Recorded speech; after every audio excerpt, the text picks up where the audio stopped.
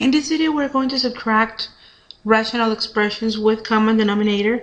They're very similar to adding. It's just that you just have to change the sign for the second term on the second term. So let's take a look at one. 3x squared minus 5 over 3x minus 1 minus 2x squared minus 3x minus 2 over 3x minus 1. Again, since I have a common denominator, that is easier, so I just have to subtract the numerator. I do have to remember that this negative sign is affecting every single thing on the second term. Basically, it is going to change the sign on every term.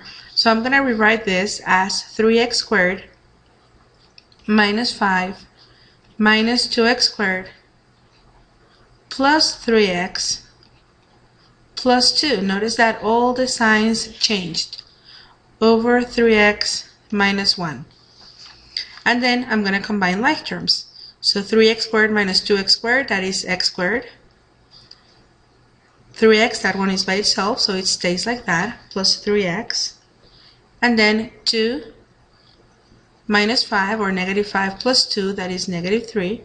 Remember, when you're adding and subtracting positive and negative, when you're adding positive and negative numbers, you find the difference between the two numbers, and then you keep the sign of the higher number. So that in this case, we're going to keep the sign of the negative 5 over 3x minus 1.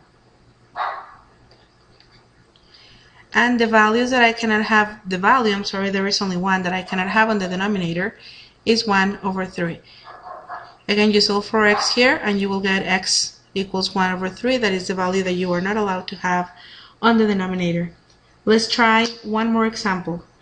3x minus 4 over x squared plus 1 minus 6x plus 1 over x squared plus 1. Again, same denominator. We just have to make sure that we change the sign on these two terms. So it's going to be 3x minus 4 minus 6x minus 1 over x squared plus 1. And then we combine like terms. So 3x minus 6x, that's going to be negative 3x.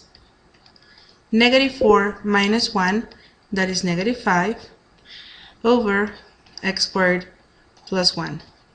And then we just have to find the value or values of x that make the denominator 0. Is there anything that will make it 0? No.